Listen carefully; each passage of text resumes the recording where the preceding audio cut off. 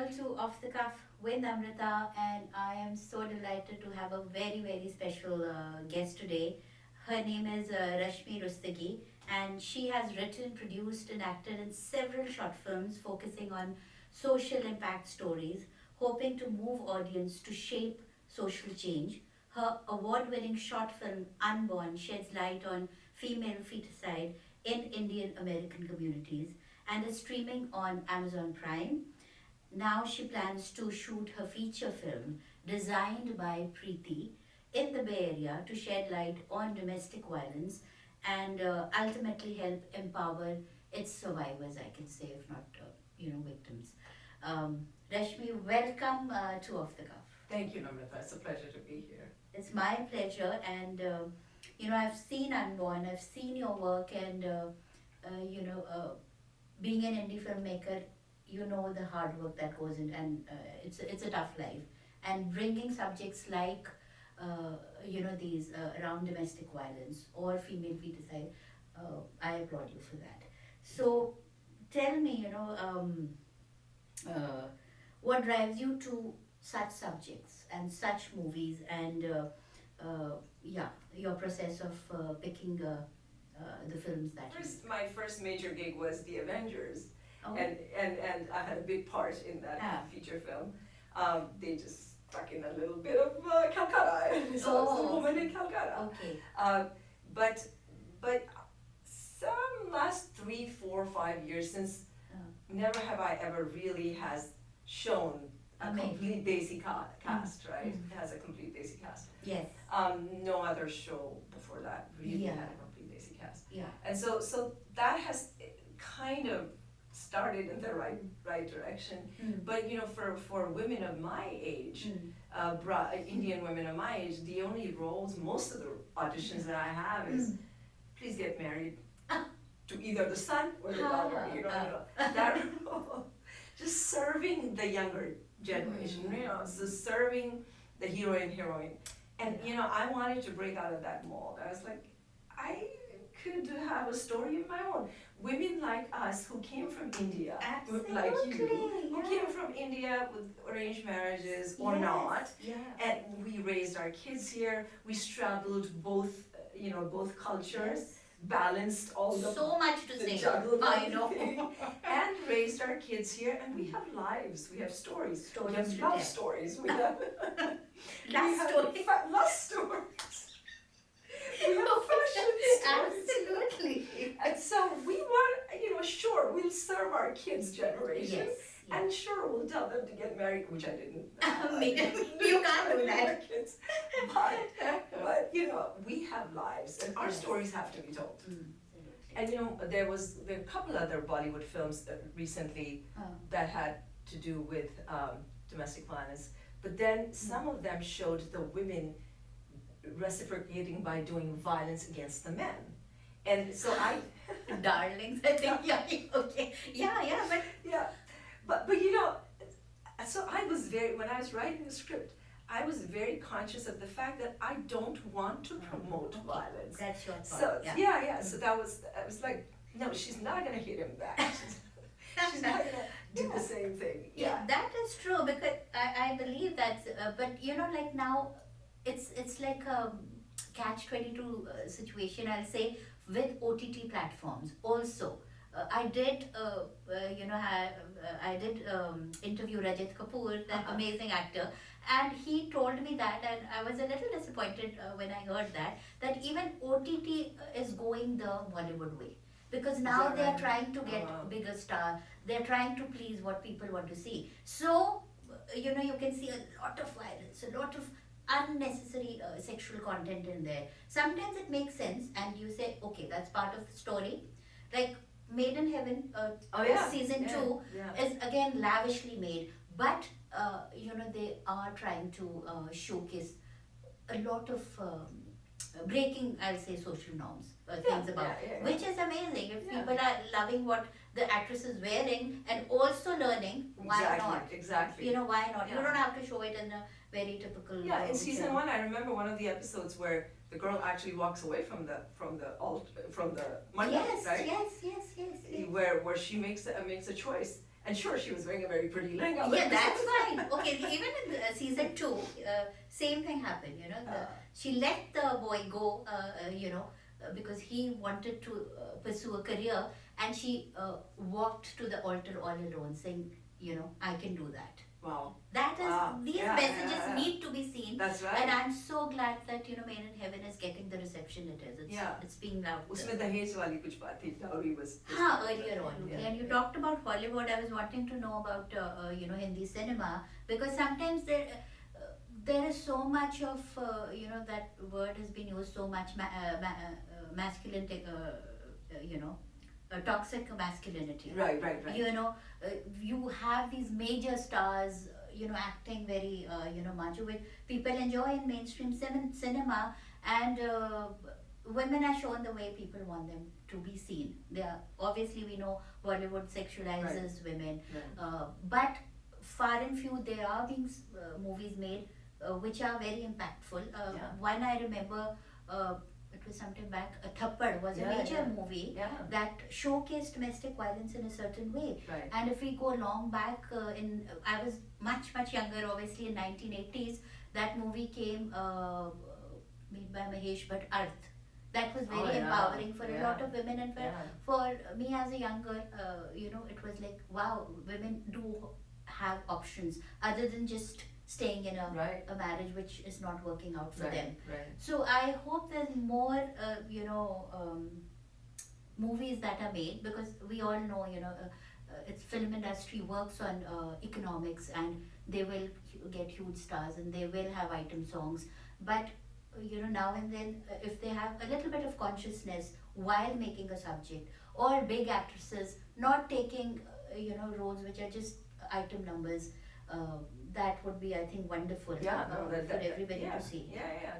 So, I came to America when I was 21, had an arranged marriage. I have a son and 3 daughters. And so, any raising kids here in America, any topic that was relevant to women, girls, was always, grabbed my attention. And when I was told by my OBGYN, that female feticide is very commonly practiced in America, I was, it was just jaw-dropping. Surprising, yeah. And so I wanted to shed light on that, and I started to make a documentary, and that didn't pan out. Nobody wanted to talk to me. I talked to 4 OBGYNs, and then ended up writing this short story. And in my mind, there has to be a message for a woman or a man or whoever's watching your project. That's how I rolled. And so I made that film with a positive message at the end, telling the woman that it's her body and it's really ultimately her choice. That if she wants to keep her baby, she must. And so that was the motivation for making Unborn, and it's done very well. And actually, I've had comments from women from Africa, from Europe, who relate to this, because this is practiced in other cultures as well. The importance of having a boy child, a male child. And then during the pandemic, I started writing this feature film. I had notes from previous. My past life, my past, where I had talked to these women and lived in the neighborhood of these women, Indian women, affluent, educated, who have put up with domestic violence. Okay. And so then I thought, I'm going to dig out those notes and my diary, and I'm going to start writing this film about domestic violence in the South Asian community in Silicon Valley. And so I wrote that script. I'm not a writer, and so I ended up getting some help, took a bunch of writing classes, ended up hiring a co-writer.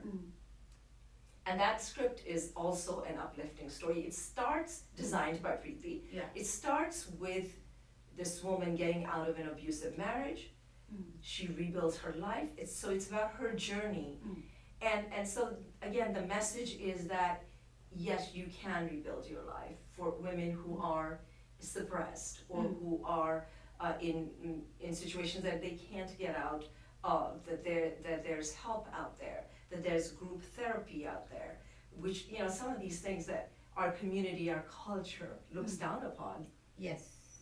So it starts out with her getting out of an abusive marriage, her journey. She repairs the relationship with her daughter and finds love for the first time in her life.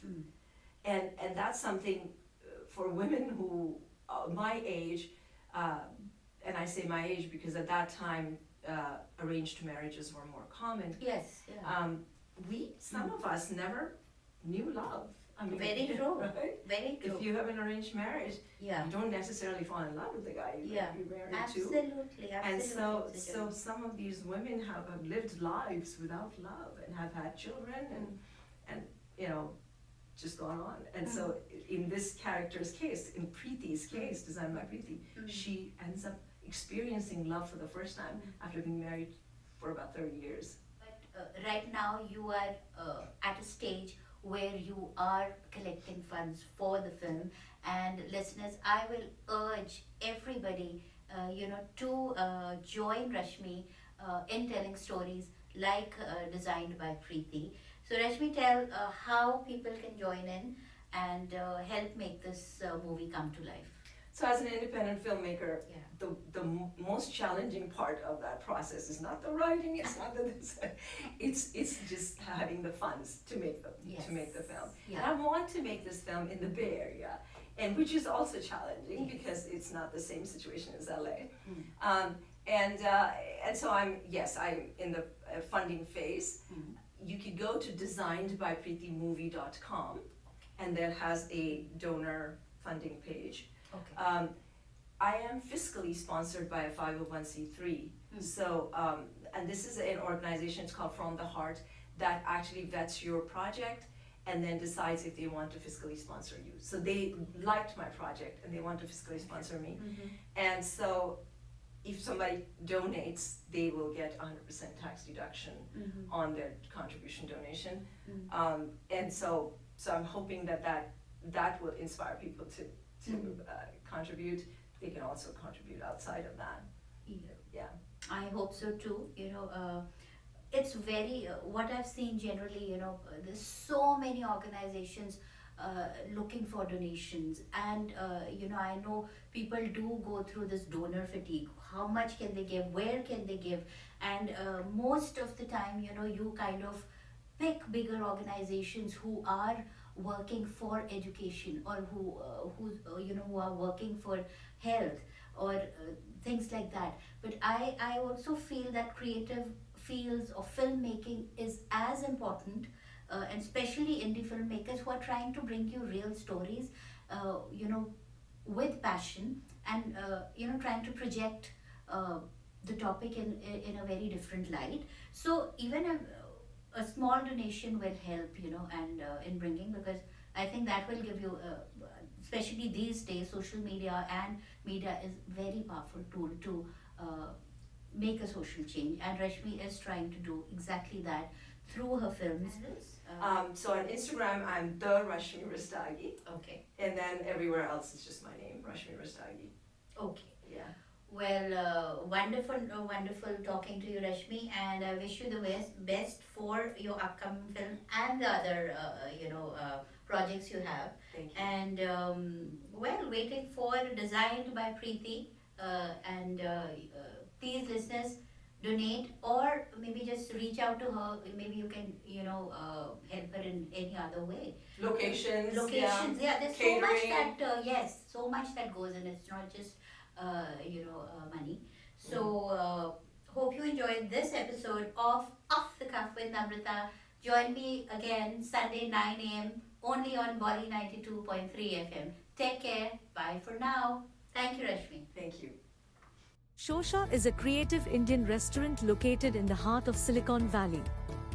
Shosha is a woman-owned business that serves traditional Indian flavors assimilated with molecular gastronomy techniques.